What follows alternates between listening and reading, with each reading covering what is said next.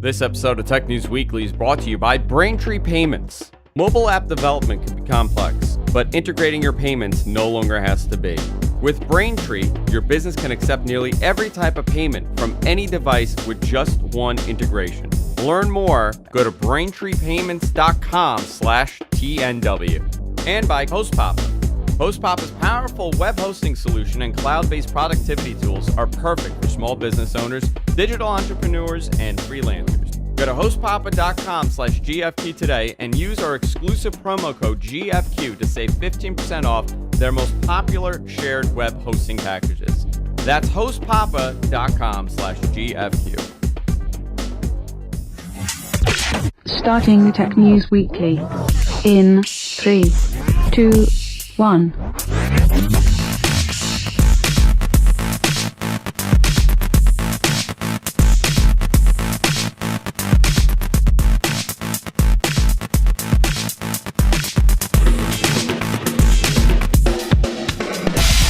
Everybody, welcome to Tech News Weekly. I'm your host, Andrew Zare, and of course, I'm joined by John Bubb. How you doing, John?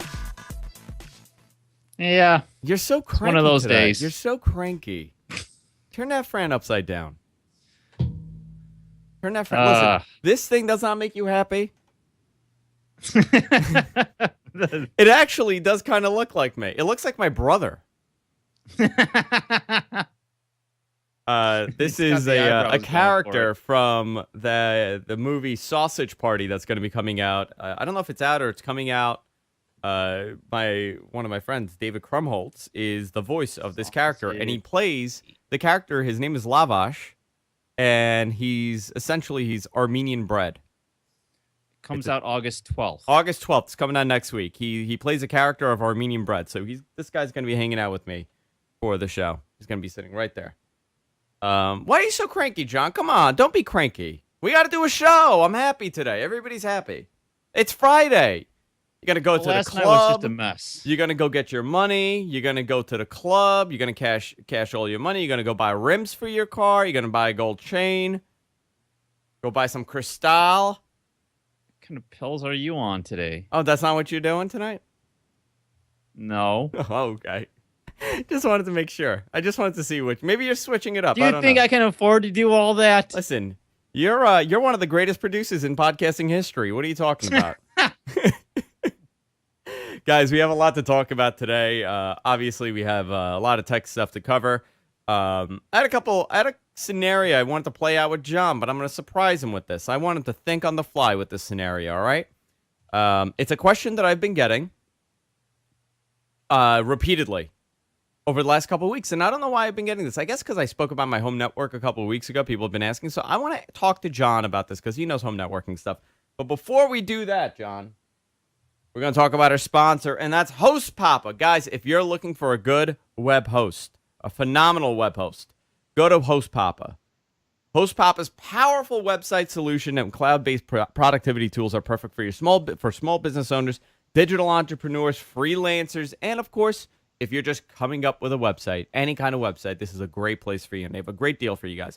HostPapa.com/GFQ. Go there and get 15% off when you use the code GFQ at checkout. When you use the promo code GFQ at checkout, you get 15% off your whole purchase. Plans start at $395 a month. That is really cheap, really inexpensive. $395 a month. They also have a special promotion running on their business package. Their mid-range package, which is also $395 a month currently. So I definitely would buy that one if you're buying one. They have a great service. And the thing about HostPapa that I really, really enjoy is that they have very good support. It's an award-winning support team, and it's available via chat, via phone, via email, 24 hours a day, 7 days a week, 365 days a year. If they could do 366 days a year, they would.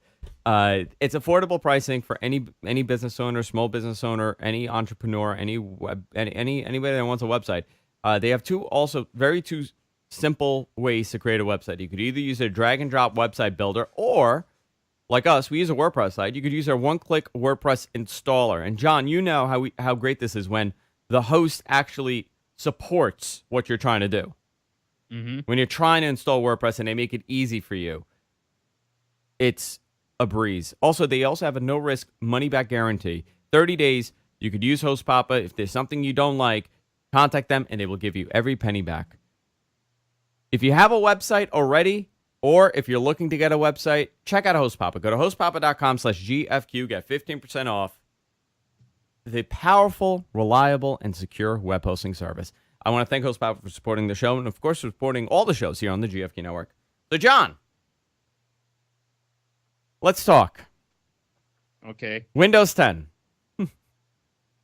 You are still on 7, obviously, for many, many reasons. Windows Media Center? Windows Media? If it wasn't for Media Center, do you think you would have upgraded? Possibly. Probably, right? Possibly, yes. Yeah.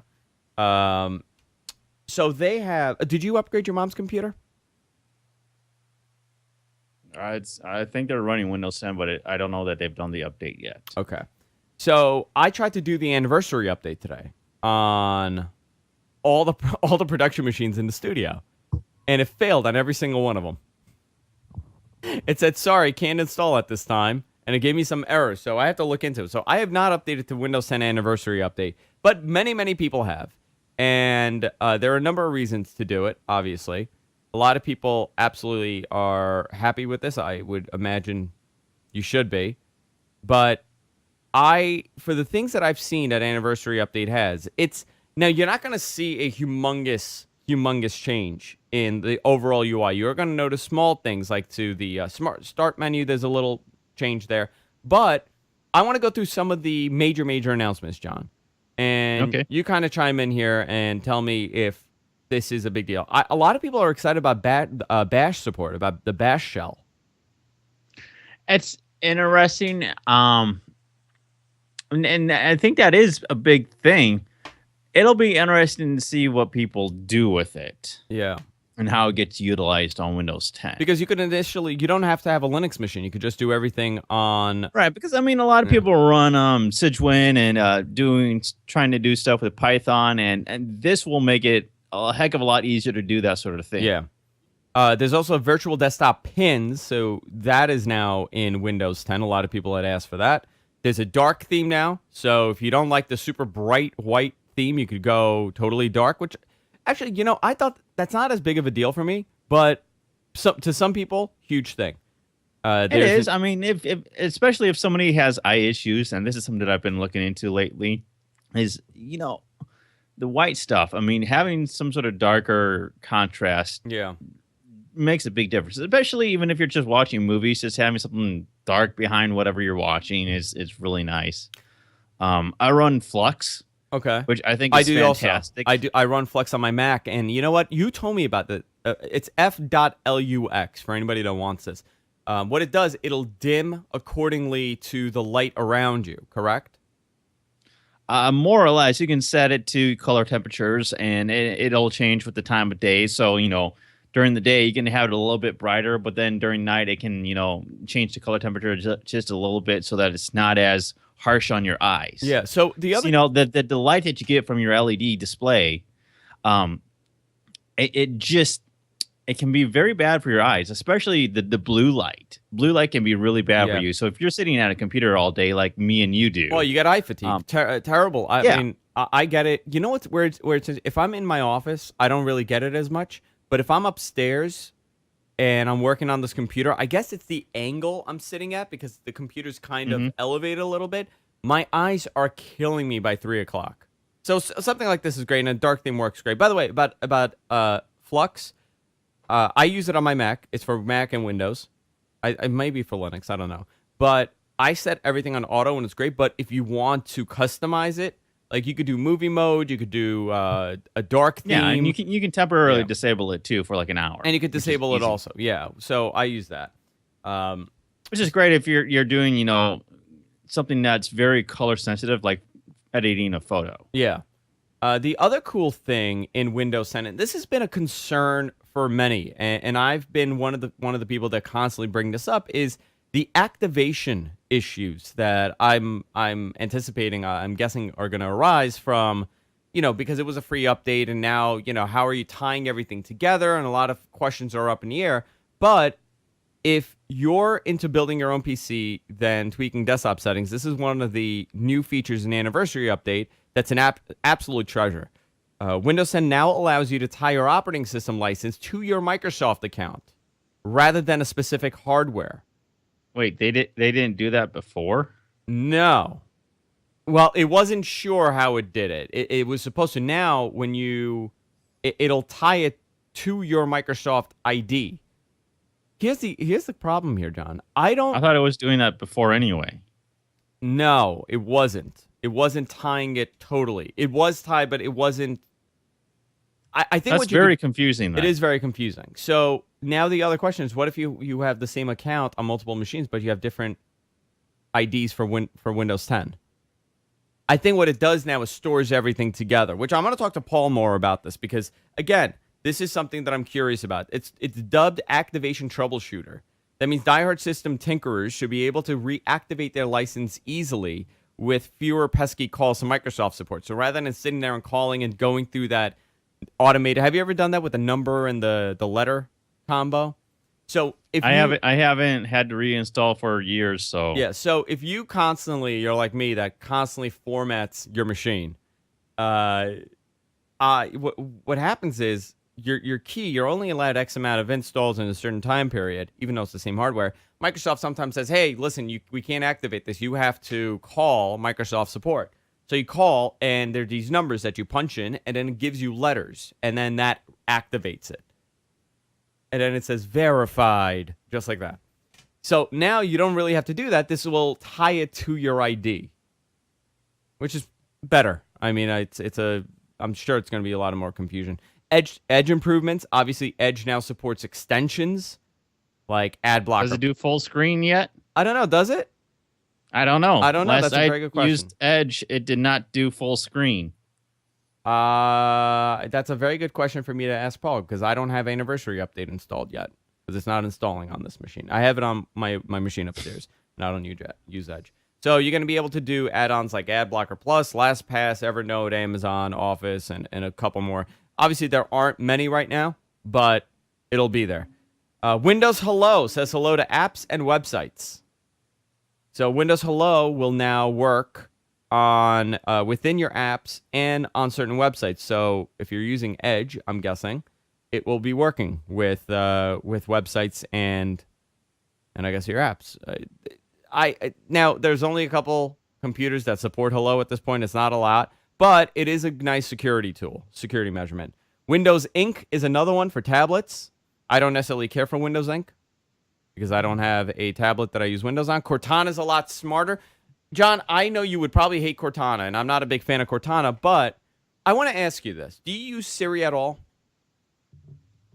Occasionally. Okay, how do you use Siri? It's when I'm too lazy to actually type. Okay, so like if I just want to ask it a question and have it search for it. Okay. And I just don't feel like typing out the entire phrase or whatever into a Google search. By the way, Whodad in our chat room says, insert Windows goodbye joke here. Perfect. So I don't use Siri because I don't have an iPhone, but I use Google Now for everything. I use Google Now for my calendar, for search, for contacts, everything. That's how I've become a big fan of are you constantly talking to your phone? I am. Yeah, I am. See, like if it's a here's calendar my thing update, is here's the thing. If I need to do a reminder, right? If I have to do, like I got a meeting with John, I don't go into my calendar and put it in. I actually go to Google Now and I say, set reminder for Monday with John. Oh, well, that didn't work. Okay, let me ask it again. Set reminder for Monday, 8 a.m., meeting with John. Yes. And I'm done. Reminder saved. Done. So but that's I can do that too, but it's just very rare when I need to. I've moved over to this.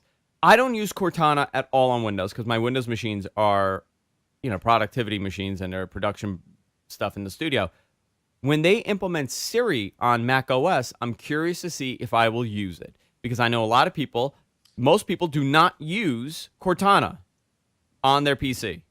I'm curious to see if it's just talking to your laptop is weird, or it's the way that Cortana's functioning that makes it uncomfortable. Or the fact for that people. people don't have a microphone on their computer unless it's a laptop. Unless it's a laptop, yeah. So In which case, it probably already has a crappy microphone and it might not work very well to begin with. There's also been a start menu overhaul. Microsoft slightly reimagined the Windows 10 start menu and anniversary update. The original version displayed your most used and recent added apps with various settings, power, system settings, things like that at the bottom of the menu. Digging through your apps required clicking a discrete all apps button, which sucks. Let me just tell you that. Anniversary update has changed a lot of that. So a lot of your apps are in the forefront now. You could see it. You don't have to, it's not hidden away. The Connect app is another thing. The new Connect app lets you wirelessly connect your phone to a PC. I'm just going down the list here. Universal Skype app now works really well, which we saw on Tuesday with Brad when he couldn't get Skype desktop to work, and he was using the Universal app, and it worked great. Xbox Play Anywhere, a lot of people are really excited about this. That's another feature that they put. I think that one is really good, and the Action Center is tweaked, which I never use the Action Center. Taskbar notification icon, you can now, it's there, but you could put it away. Taskbar calendar gets useful. Just going down the list here. And new emojis, John. New emojis. Yay. So, anniversary update, guys. If you guys want to download it, go to Windows Update, and there's like a little button that says check for updates. Not the check for update, the main one, but underneath says like find out more for updates, something like that. Click on that, and it'll bring you to a page, and you can download the installer and install anniversary update. I know John is very excited. John, you want to pick a story? No, it's your notes. You go for it. Jeez. Netflix has more U.S. subscribers than the top 3 cable companies combined. Are you surprised at this? No, and I looked into this a little bit, and this is actually old news. Yeah. This has been something that's been this way for at least a year now. It seems like it's become a big story, though. Because I don't know why, because all it is somebody publishing some information and saying this. And this is something that has already been existing for a while, in the sense that we've already had these numbers for quite a while now. I think these are all based on 2015 numbers that came out in like January or July of last year.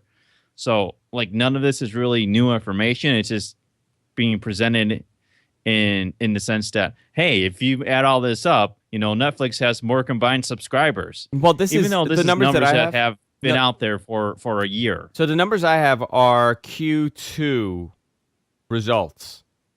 These are all from Q2 earnings for this year. Of last year? No, this year, 2016. Well, then it doesn't make any difference because it's the same numbers that I'm seeing for 2015. Yeah, it's most likely the same numbers. So if you guys want to see the numbers here, I'm going to read it to you. Netflix has 47 million 47 million subscribers. AT&T Uverse 25 million. I'm surprised. Oh, it's and DirecTV. Okay, that's why. It's with DirecTV. AT&T Uverse and DirecTV combined have 25 million. Comcast, which I'm surprised, 22 million. Charter 17, Dish Network 13, and Verizon Fios a whopping 4.7 million. See, this isn't news to me. This is stuff that everybody already knew all these numbers from last year. I don't know about that. I think that the surprise is that That's just somebody going and saying, hey, if you combine all these numbers, Netflix still beats out everybody else. I think that's amazing. I think that's crazy, unbelievable. But it's like it's not that new of news. I don't know. It's going around today. It's news. Listen, if people weren't talking because somebody about, put out an article. That's all there is to it. And that's what makes it news. It's a new article instead of it being half a year old to a year old. It's a new article. That's all there is to it. When you look at this, right, as with Netflix and what the cable companies are doing, this is this should be an eye opener for these companies that they need to change the way that they're doing things, because this proves that Netflix is still.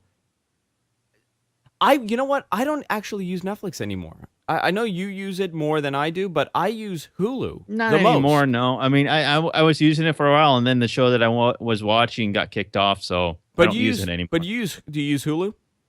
Nope, See, I use I don't Hulu use every anything. day. That's all I use. That's all I use. And I'm curious to see where Hulu falls onto this. But the cable companies are going to be in major, major trouble, and that's why they kind of want to start bundling these services like Hulu and Netflix with their cable plans.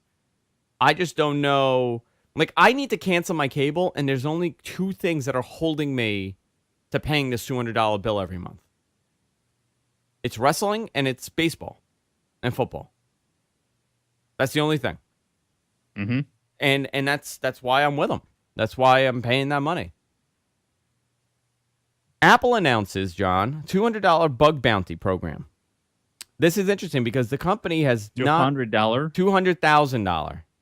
Okay, I was gonna say $200. That's nothing. $200, John. You want to do it? You want to start finding stuff? Unlike many of their other tech companies, Apple has never been formally a bug bounty. They've never had a formal bug bounty program. They've never really wanted to open this up, but they have announced a program where you could go and find bugs, and it depends on what it is. You're not going to get $200,000 for finding everything, but they go from everything from $200,000, I think, to $10,000, depending on how vulnerable, how big of a vulnerability it is. Do you think this is good for the companies when they do this? Do you think this helps them in a way? Honestly, I don't know. I'm curious to see how much they Sometimes it discover. does, but a lot of it depends on whether or not they actually implement a fix for this in a timely manner whenever they find something. Yeah. The highest level. Otherwise, it doesn't do any good. No, the highest level. If it takes them, 3, 4, 5, 6 months to even implement a fix, well, then that's kind of crappy. Yeah. I mean, to have an exploit out in the wild for even 6 months is crazy. Well, how long did the celebrity photo hack exploit last when they discovered it? They found out that they knew for a long time. Oh yeah, that iCloud exploit, and it wasn't Mm-hmm. really an exploit. It was more, social engineering. The highest level bounty covers bugs found in secure boot firmware components, and that'll be $200,000. But there are also smaller bounties for gaining unauthorized access to things like your iCloud account, and the thing that we know is that infamous celebrity photo hack that we had. I think this is great. Over the past 2 years, a bug bounty from Instagram made one 10-year-old Finnish kid, Finnish? He is Finnish. $10,000 richer. You got $10,000 for as a 10-year-old. It's amazing. I think this is great. I think this encourages people to do proper, I guess, white hat quality, hacking and trying to find these exploits. And these companies need it. It's an uphill battle constantly. People are trying every day to find an exploit, and if they know they're going to make $200,000, then it's great if you could patch it up. So you're an iPhone user, John. yeah. And you're probably getting the new iPhone soon. I hope so. Yeah. What do you think of the Lightning port earbuds that are going to be put out with the new iPhone? They're eliminating the 3.5 millimeter jack because God knows it's too big and it's keeping this phone way too fat and thick. I have a huge problem with this because there are times where I have both the lightning cable plugged in to charge my phone and headphones. So what am I supposed to do when I can only plug in one or the other? Okay, so that's a very good question now, right? And for people that are saying get an adapter, well, then I have to carry the adapter with me. And that's another thing that I have to worry about bringing with me and having on me. I agree with you 100%. I don't know how this is going to... I don't know how this is going to play out. It would be one thing if it were like wireless earbuds, because then you can at least have it charged up, and you could have it plugged in to charge and you use your Bluetooth headphones at the same time. But to have to worry about having an adapter just to have both of them plugged in at the same time is just utterly ridiculous. But isn't the thing that makes the most sense is Apple should forget about supplying, the actual, cable to connect it, like the earbud with that connects. Why aren't they just supplying a Bluetooth, a very small powered Bluetooth headset earbud? Why is that not what they're going to supply? I don't understand that. Like, if you're essentially taking away a port, you're taking away two ports technically. And I'm not thrilled about Bluetooth headsets to begin with, because they're never all that great. No, but the ones that they're supplying anyway aren't going to be that great either. I mean, you still get better quality if you're plugged in, but at the same time, now you're making a choice. You either choose one or the other, or you have to worry about carrying an adapter with you. And even then, it's just like, okay, well, now I have to have this cable that could go bad at any time. Yeah, it's another component, but think about how many people are going to lose this adapter. Think Right. about that. Think about how many people How are easy going to it can fall out of your pocket when you're reaching to get your wallet or something. Yeah. And I'm keep hitting that number 3. It should be number 3. I don't know why. I think this is going to be a big mistake on their behalf. I think they're going to have a lot of backlash, and at the end of the day, are they going to supply you with this adapter? That's what I'm curious about. Are they going to give you an adapter when you're buying the iPhone, so you could do both? You could charge and use your headphone? Nobody knows. No idea. Nobody knows that. I doubt it. Yeah. I think this is. I mean, the fact that, if you wanted to replace your earbuds, if you actually paid money to buy another pair of earbuds, it's like $35. Yeah, pretty much. I mean, they do have wireless, really high quality wireless Bluetooth earbuds, but I mean, you're talking about $400, with some of these. Mm-hmm. And then you have to worry about keeping them charged up. Yeah, mid range is going to probably be around $80. You could get an $80 one. It's interesting to me that this is where they're drawing the line. Their product and their, other than thickness, I don't know what else this 3.5 millimeter jack is doing. They don't need to make the phone thinner. They don't. It's thin enough. What they need to do is make the freaking bezel smaller. Yeah, the bottom and the top bezel. Like the fact that you have a 5.5-inch phone, but it feels more like a 6-inch phone because of all the bezel. Yeah.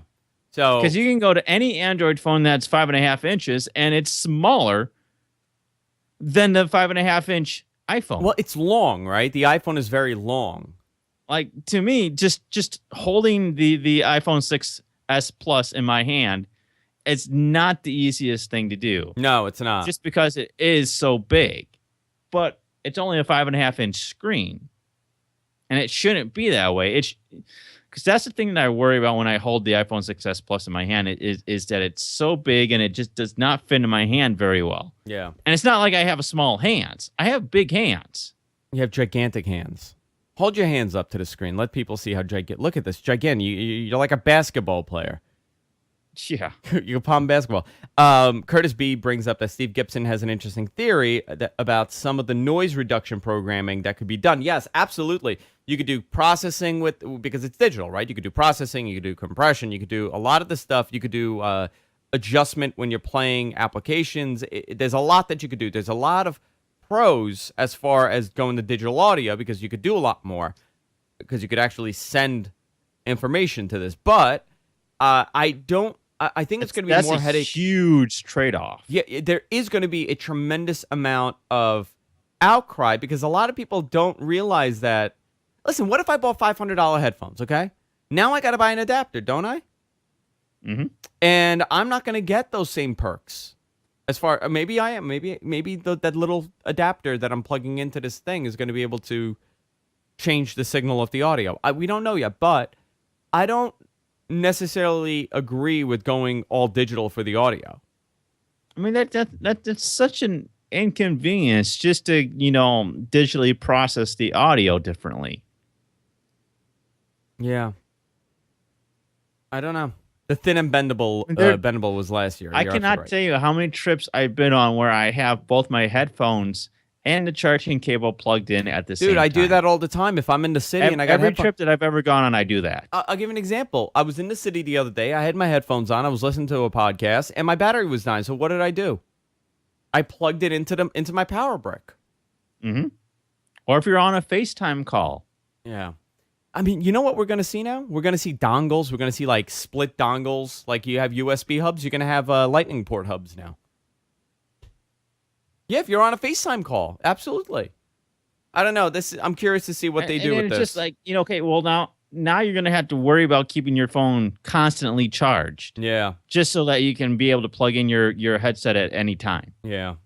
Well, this is the thing, right? Modular. Apple's gone to that modular aspect. Like there's a lot of times where I've gone through and let it go all the way down to 7% before I plug it in to charge. But if I can do one or the other, well then I'm going to constantly try to keep my phone charged. Yeah. Did you there was also a what report. happens if I get a FaceTime call when I have 20% battery remaining and I need to use a headset, the earbuds, but I also need to charge it because it's going to die in 10 minutes. So there was a report, and this is coming from Forbes, so take it, for a grain of salt. Forbes is saying that Apple's been working on an in-house custom-designed Bluetooth chip for many, many years now. The Apple Bluetooth component focuses on power efficiency that could enable Apple to debut a new wireless headphone with really, really long battery life, perhaps in concept with the iPhone 7 launch. I think that would be great if that's what they do. But what are they going to do? Charge $100 for this thing? So now not only are you buying a $400 phone, now you're paying another $100 for a stupid headset? Mm-hmm. I don't know. As an audio guy, yeah, you know what? I welcome better audio quality. I'm all for it. But I do think there's still a place for the analog 3.5 millimeter jack on a phone. I don't necessarily think. Well, then, if they want to make it thinner, why don't they design it so that you could have two things plugged in at the same time? It's the same thing as the fact that with the iPad Air or whatever, they only have like one USB port. Yeah. You know what would have made sense, John? With the iPhone 6s, right? With the headphones that they put out, you should have made a Lightning port headphone with that phone. You still have the 3.5. They've gotten people used to having the Lightning port headphone head jack. And with the next one, it's not as big of a deal. It would have been softening the blow PR wise when people start bitching and moaning about it, which rightfully so they're gonna do. That would have been a better idea to kind of get people accustomed to it. Right. So everybody's going to have to go get charging cables that are split for both charging and the headset. Yeah. It's just. What was that, John? Do that again. What is it? So Detroit of you right now. So Detroit of you. Guys, we have so much to talk about, obviously. We're going to continue talking about this. Obviously, we have a lot more stories. I did have an Apple thing I wanted to touch on. But before we do that, John, I want to talk about our sponsor, and that's Braintree. Simple, secure payments and code you could just integrate quickly. This episode is brought to you by Braintree. Mobile app development could be extremely complex. John knows this. But integrating your payments no longer have to be. With Braintree, your business can accept nearly every type of payment from any device with just one integration. To learn more about this, go to BraintreePayments.com/TNW. Now, this is a great thing. If you're a developer, if you're an app developer, and your client is saying, listen, I want to start accepting mobile payments, and I want to be able to accept Apple Pay. I want to be able to accept Bitcoin. I want to take all major credit cards. I want to do Samsung Pay. I want to do Android Pay. You're going to sit there and say, oh, man, I got to implement all of this. With Braintree, it's literally one click away from being implemented. There are SDKs in many, many languages, so you don't have to worry whether it's Python, Ruby, .NET, Java. There are SDKs in all those languages. They have an elegant piece of code with very easy to understand documentation. You're not, I mean, I could even do this, which is amazing. Braintree code supports Android, iOS, and JavaScript clients, and it nearly accepts every payment type. Also, it's very secure because it's based on a token system. So the information isn't going across to everybody. This is the token way. The token system is a way to kind of accept payments nowadays, and it's the smarter way of doing it. To learn more, go to BraintreePayments.com/TNW. Very good people. It's a PayPal company, guys, so you can trust them. BraintreePayments.com/TNW. I want to thank Braintree for supporting the show. Good guys over there. Good guys over at Braintree, John. Mm-hmm. They love you. They say, John, he's a little grumpy, but we love him. Another Apple story here is that Apple reportedly is developing a universal TV guide for streaming channels across Apple TV, iPhone, and iPad. This is something that we've spoken about for a while. You know, it's let's say you're using HBO, Netflix, ESPN, and Hulu, for example, right? And you're looking for a show. You should be able to go on a TV guide type service and try to find everything. We've already seen search ability within apps on Apple TV, which you don't have that on Google. You don't have that on Fire TV, right? You can't search. So. You can't search within. You can only search Amazon apps. You can't search within. There's certain apps you can, and certain apps that aren't supported. Okay. A TV guide service, on the other hand, would be great, and this is kind of pushing towards more of what they were trying to do with this cable system, this IPTV system that they were going to implement. I don't know how far along they are with that. They've embraced kind of Sling TV, which is great because Sling TV is it's live programming. So if you have Sling TV, you have HBO and ESPN. Now you're going to be able to search through a universal TV guide on the Apple TV. This is just another way to kind of bring you all forward. Also, they're going to have universal sign-ins. It's going to be one single sign-in that you don't have to constantly re-authenticate. I don't know if you've done this, John, but let's say you want the History Channel, you want AMC, and you want ESPN. You have to go in manually and put in your cable information in each of those applications. Now, it's gonna be smart enough to know, oh, this guy's on Fios, this guy's on Comcast, okay, we're good. I thought this is going to be a nice little feature that they're going to implement. I like it. It's interesting. Yeah, I like it.